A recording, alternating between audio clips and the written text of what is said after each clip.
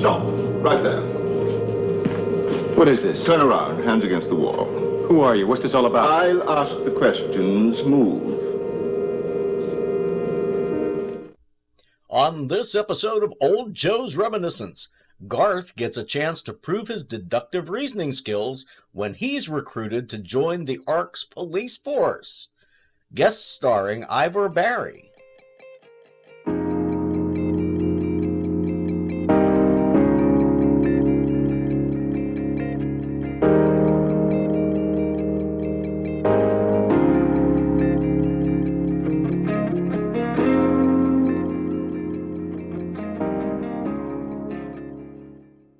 This final episode of the Starlost originally aired on CTV in Canada and on select NBC stations in the United States on January 5th, 1974.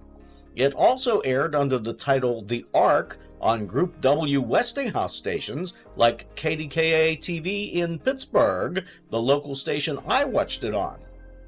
Once again, I don't recall seeing it 50 years ago, and if you haven't seen this episode, I suggest that you take a look before you jump to any hasty conclusions.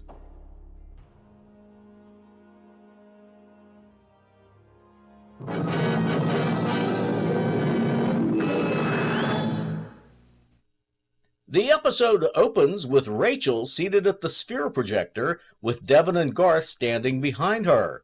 William Osler is in mid-response about one of the biospheres. Biosphere M71, Scientific Experimental Agrarian Station. I guess they're trying to get in there for some reason. Garth doesn't look too thrilled, though. Regular access routes effectively sealed. The directions given to get to M71 involve a bounce tube.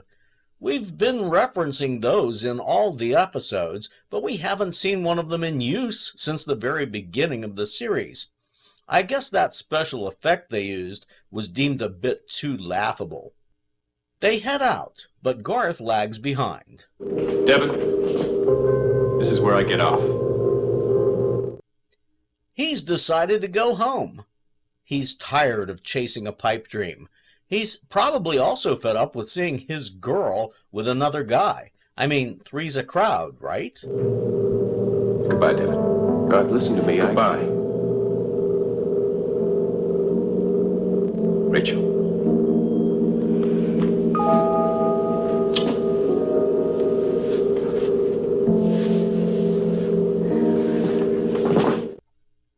They say their goodbyes, including a long embrace from Rachel, and then Garth starts back, apparently heading toward Cypress Corners. He appears to be wandering aimlessly, lost perhaps. Then a man in a white jumpsuit notices Garth and pulls a weapon on him. Stop. Right there. Where'd he come from? The man tries to interrogate Garth, asking what he's doing in the bounce tubes, etc., etc., but Garth is having none of that. What is this? Turn around, hands against the wall. Who are you? What's this all about? I'll ask the questions. Move.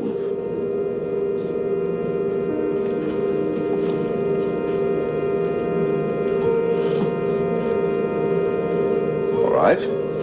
Turn around. Hands behind your head. Look, I don't know what this is all about. What's your name? Who wants to know? You want to play games. The man directs Garth through a nearby iris.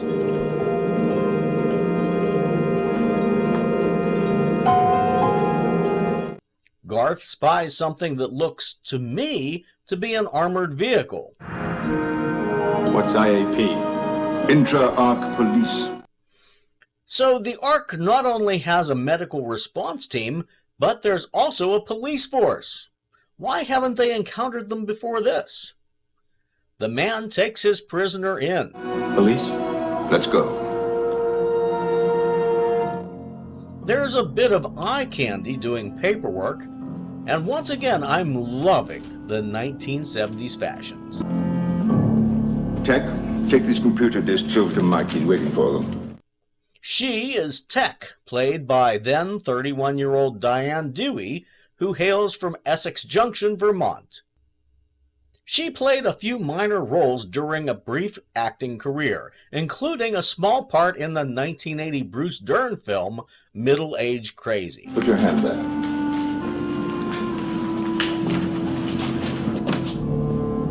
What was that all about? You'll see. The man starts reading off information about Garth. Garth, male. ID number 774-33BXL872, home bias fare M124, also known as Cypress Corners. They know a lot about him from just a handprint. Where do you suppose they got that? Your identity was registered at birth, metabolic wave codes. Every person is distinct and different. Of course, we have to make periodic checks to keep our records up to date. No known criminal associations, detention record none, absent from M12 for 7 months. Detection probes report subjects' presence in following biospheres: M117, R645, R772, M202. You've been following me. You and your friends. But why wait until now to confront any of them? The man introduces himself as Wraith Masters, Chief of Inter-Arc Police. He's being played by special guest star, and I hope I'm pronouncing this right, Ivor Barry. Ivor Barry was born on April 12, 1919 in South Wales. He served with the Royal Artillery during World War II. After the war, he attended the University of Wales, where he began his stage acting career. He appeared in a few English films before moving to Canada in 1953. He wrote scripts for radio shows and occasionally appeared on television. He moved to Hollywood in 1964 and appeared in scores of television shows and a few films. Ivor Barry died on December 12, 2006 in California. I guess I missed the inference, but they are aboard a deep space police patrol craft, which I'd thought was supposed to be an armored vehicle of some sort. The chief goes over and gives Tech another task, and the camera lingers on her for no apparent reason. Well, I know the reason, but... Have a seat. What is it? You're really loaded with questions, aren't you? Just sit down, it won't bite you.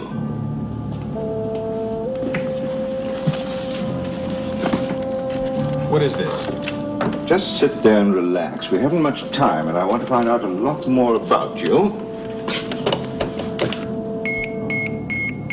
They have Garth strapped in and hooked up to some machine. Now what? Wraith goes to a console and asks Mike, whom he'd referred to earlier, about their status of meeting a launch deadline and getting away from the Ark. I'm working on it, Chief. Should be at standby launch status in about an hour. Maybe less, if I don't keep stopping to answer questions. Mike is played by Toronto-born Richard Alden, who'd played dozens of minor supporting roles from 1961 through 1989. So are they trying to escape the Ark? I'm having trouble following this one. Wraith releases the straps and he tells Garth that he may be of use to the man. Would you mind telling me what this is all about? I'm working on a tough case, Garth. I want to find out if you're going to be any use to me. Me? What do you want me for? Possibly to help stop an interplanetary war. We cut to Devon and Rachel wandering around in the tubes. There it is, E40, the service elevator.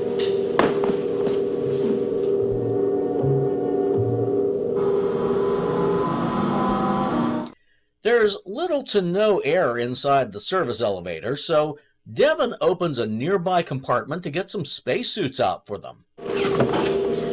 Seems strange without Garth. Yeah.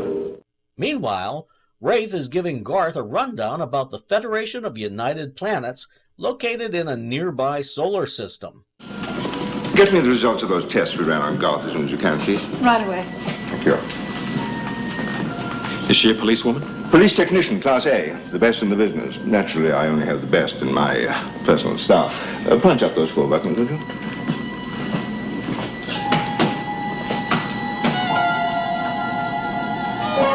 This is where we're headed. Is that a star?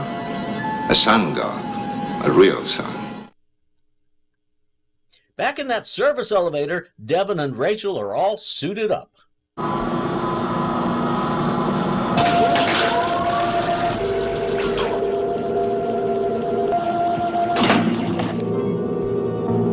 feels like we've stopped. Yeah. Stopped all right, but where? Then back to the patrol craft. Wraith is giving Garth a rundown of the solar system. It's way too convoluted for me to go into in depth, but to sum it up, he wants to get involved in a planetary mining dispute. He asks Tech if she's got Garth's test results.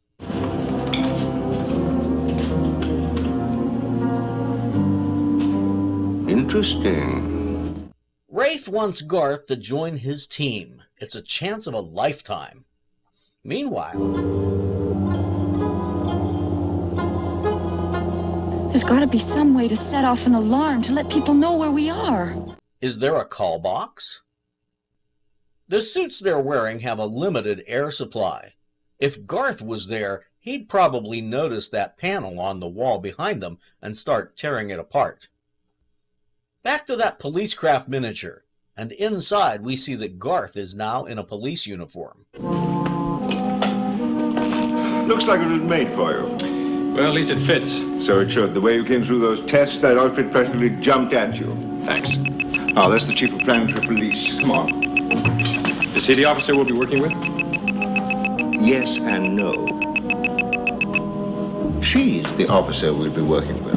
Hello, Rena. She is Rena, played by Nuala Fitzgerald.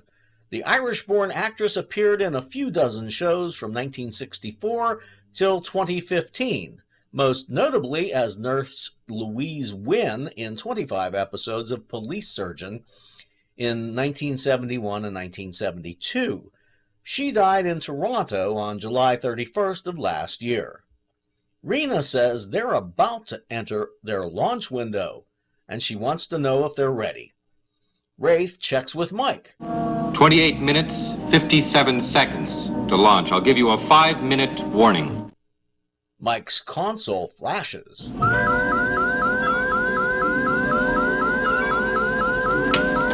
Chief, something's going on here.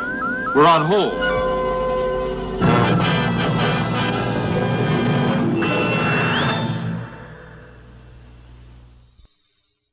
We pick up the action in Act 2 with Mike's console continuing to flash hold. Whatever it is has got hold of the bridge controls and won't let go. What about auxiliary control? Negative. We've got to nail it, Tech. That launch window won't last forever. I'll keep working on it. Don't worry, Chief. We'll track it down. Good girl. Garth, you'd better go up and give Mike a hand on the bridge. Now what's he going to be able to do to help? Wraith ponders what could be interfering with their launch. Well, duh. I could be wrong, but if you ask me, it's probably that opposing faction from the solar system. Garth checks with Mike. There's nothing he can do to help there, so he goes back to Wraith, and they go through some exposition dialogue before Tech says, Chief, I've got it. What's the story? It's definitely some kind of electronic wave, and it's coming from the space platform. The space platform? No doubt about it. I double-checked it. She says the interference is coming from the space platform. Garth suggests that it could be a security leak. When Wraith poo-poos that idea, Garth appears to be feeling a little bit useless. Rafe, Yes? what about the security in Rena's department? Let's go into the main facility, shall we, and let Tech get on with her work. Wraith gives Garth a good talking to. Garth isn't too keen on being treated so poorly, and he says so in no uncertain terms. You took me on because you thought I might be able to help you, but every time I open my mouth, you jump on me. That's because I want you to think things out carefully before you jump on somebody else. Well, I can't think of any other way they'd know about us, and I think we ought to run a security check on her people. Would you like to be the one to suggest it to her? If you want me to. Well, I must say you've more courage than I thought. Part of me is thinking that this whole thing is just a test to see how perceptive Garth is. His Kobayashi Maru, so to speak. But then I also know I can't be right. My young friend here, Garth, has something he wants to check out with you. Well, Garth? We'd like permission to do a security check on your personal staff. Rena isn't too pleased with Garth's idea. Please tell your assistant that everybody has been double-checked. Then Garth really steps in it. So that's good, Rena, but what about your security clearance? Mine? It seems that Wraith had also come to a similar conclusion, but he was using Garth as cannon fodder to shield himself. After stewing for a while, Rena agrees to send all her security data to Wraith. Wraith, Hello, Rena. I'm sending all personnel data to you for security clearance. Thanks. He seems surprised that Garth's idea has worked. Then they pick up a distress signal from somewhere inside the Ark. What's that? Distress signal. The space platform? No, this is intra-arc stuff. Where's it coming from? It's a relay from one of the police divisions. They've picked up a signal. They're just giving us a feed. Someone will take care of it. Back in that service elevator, Devon is working to open the service panel. I can't get it open. You better take a rest. There's no time to rest. There's not enough air. We cut to Tech and Garth doing their security checks. We've got it. But the chief's not gonna like it. The signal that's jamming their launch is reportedly coming from Planetary Police Headquarters. Planetary Police Headquarters? That's impossible. Sorry, Chief. She double-checked it, Rafe. I know that. Tech double checks everything. As the chief is instructing Garth to get the names of every suspect, Tech is around a corner listening in. Are you sure you don't want me to talk to Rena? All I want from you are the names of the suspects. Uh-oh. Is she sending the jamming signal and passing on false information? While Wraith is telling Rena that the signal is coming from her facility, Tech reaches under the desk and pulls out a fancy little gadget. Well, little for the 1970s anyway. Mike reports that the jamming has now stopped.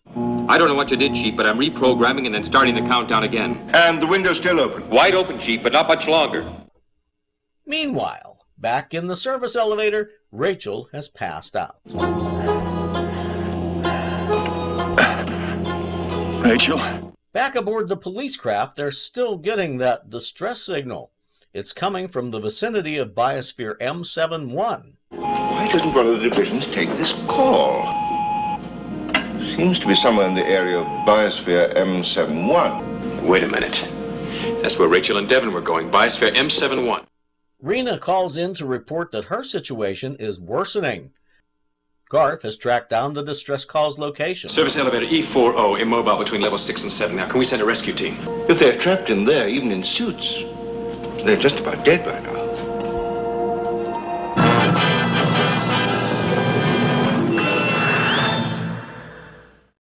In Act 3, Tech calls for a rescue team to report to the service elevator.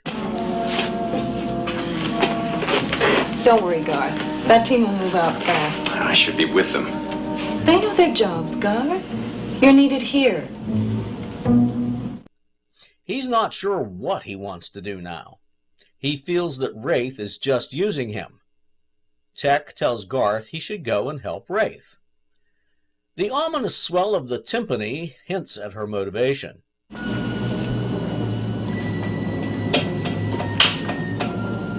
IAP Patrol Module 1, calling IAP Division 12. Cancel emergency rescue, Precinct 9-0, service elevator E40. She's not a nice person. Garth is only half listening as Wraith drones on. A quick check-in with Mike tells us that they now have 15 minutes until liftoff. Garth is beside himself. Meanwhile, Devon is struggling to breathe. Their suits are totally out of air, but he remembers that there was some air in the elevator when they'd begun their journey. So, he rips off his helmet and then he does the same for Rachel.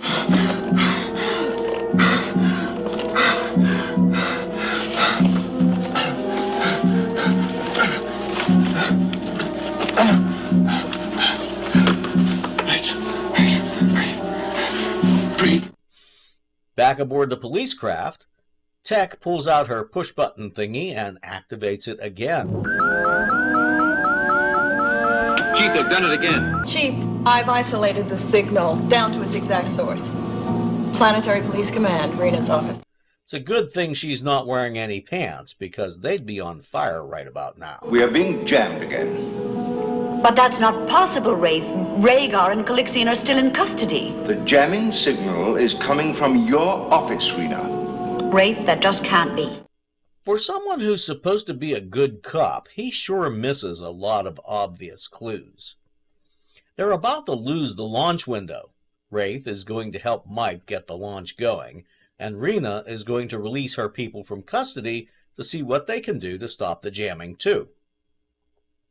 Unit 15. Put a scan on IAP, Module Number 1, Earthship Ark. Retrace electronic wave route to source. Tech tells Garth that his friends were found, but that it was too late. So what's her motivation for telling him that? Is she merely doing it to keep him from helping Rafe and Mike rip things apart, or does she get off on watching others suffer? The new recruit Garth is playing right into our hands. I think he finds me attractive, but you needn't worry. He's too upset right now about his friends. It was fortunate they stumbled into E71 service elevator. Useful diversion. I was able to get everyone out of here for a few moments so that I could communicate with you, but we'd better break off now. Thank you for giving me the opportunity to be part of your organization. Garth pretends to be doing some research when Tech comes back through the command deck. When she's gone, he bounds into her compartment and starts looking around her desk. I don't know what he expects to find. How would he know what to even look for?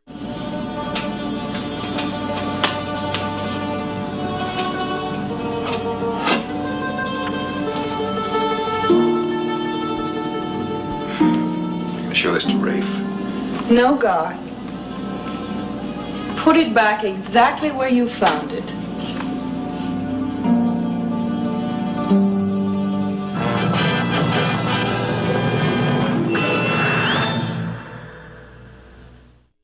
Act 4 picks up with Tech holding a weapon on Garth. It was you all along, wasn't it, Tech? Sabotaging Rafe, trying to stop the launch. Why does she even let Garth get that close? And why is this strong blacksmith Garth always so easy to overcome when he's in a fight? Meanwhile, Rafe and Mike are having no luck whatsoever. Lost. Maybe we're going at this too hard, Mike. Mike says that he's tapped into Tech's system and he's traced the jamming signal to somewhere nearby. Rafe is so sure of himself and his crew, he can't see the forest for the trees. Now, instead of suspecting Tech, missing the fact that she was the one telling him the false source of the signal, Rafe has his sights set on Garth as the saboteur. You've got the know-how, and we were right to fall for a guy like Garth. You were looking for a new recruit, and in he walked. What could he be using to jam the system? Could be any number of things. All sorts of gadgets available. I got 3 units I built myself. I'm guessing that one of Mike's jammer thingies is going to be missing. And guess who has it? He couldn't get into that, Chief. Police code security on it. Open it anyway.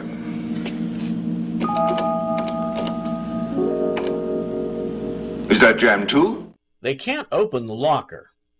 Since the code changes each time it's opened, assuming that someone's gained access, Mike tries the next code up.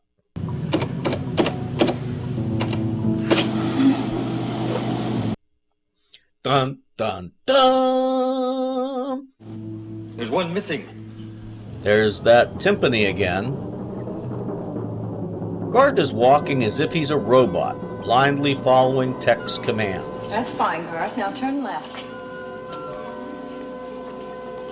Rafe, where are you? Rena, it's Tech here. Tell Rafe we've done a recheck and we've discovered the source of the jamming. It's coming from your own ship. Here? But how can that be? Oh, she's good. Notice the surprised look on her villainous face. Everything's pointing toward Garth now. Even Rena's implicating him by this point. I've had my reservations about that new recruit, Garth, and this seems to bear it out. Yes, I'll tell him, Rena. Thank you. Tech promises to warn Wraith immediately. Yeah, right. Meanwhile, Devin and Rachel are running low on oxygen once again as the air supply inside the elevator runs low.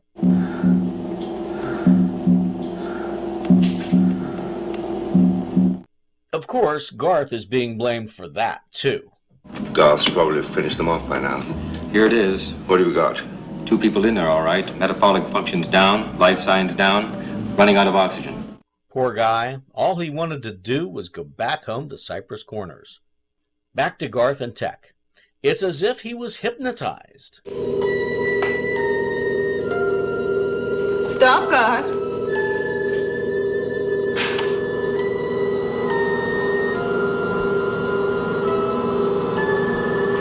Now, go on inside, Garth.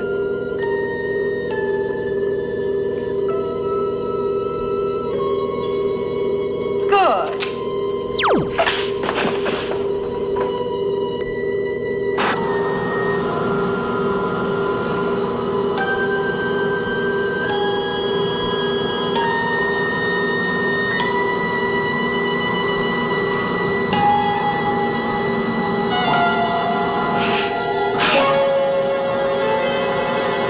Back at Control, Rena gets in touch with Wraith. He already knows that the jamming is localized, and he suspects that Garth found out they're onto him and he's taken Tech somewhere. For someone who's known to be a good investigator, this guy jumps to a lot of false conclusions. Mike uses another jammer to counteract the first one, and the countdown continues. Countdown clock is advanced, and we've got to move now. Tech's not here, Mike. Well, you're the boss, Rafe. Whatever you say goes, but you better make up your mind fast. Rena says that Garth's suggestion to recheck her security has implicated someone who she's now interrogating. Chief! Tech. What happened? Are you all right? I'm all right. It was Garth. He was working with the traitor in the planetary police. Do you know who he was working with in the planetary police? Yes.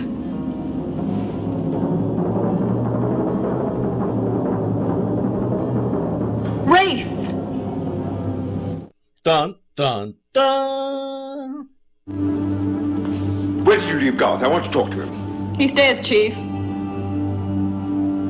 She wishes.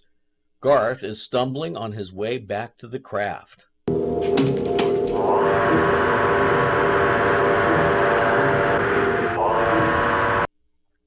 That miniature looks too small to be a spacecraft. Just saying.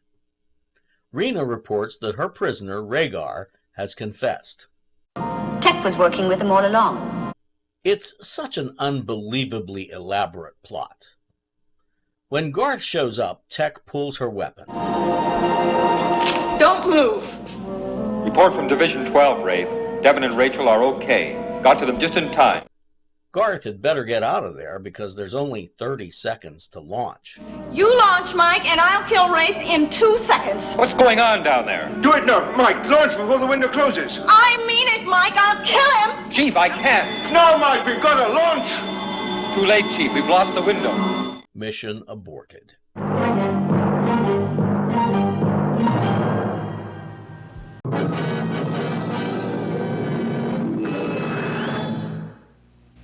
It wasn't terrible, but it's not the best final episode I could think of. Farthing's Comet would have made a far better series finale. He's credited as Wraith with a TH, but several times he's called Rafe with an F. I watched Diane Dewey's mouth, and she was definitely making an F sound. Be sure to like, subscribe, and comment. Activate the notification bell so you'll find out where I end up going from here. And thanks for joining. That's it for the Starlost.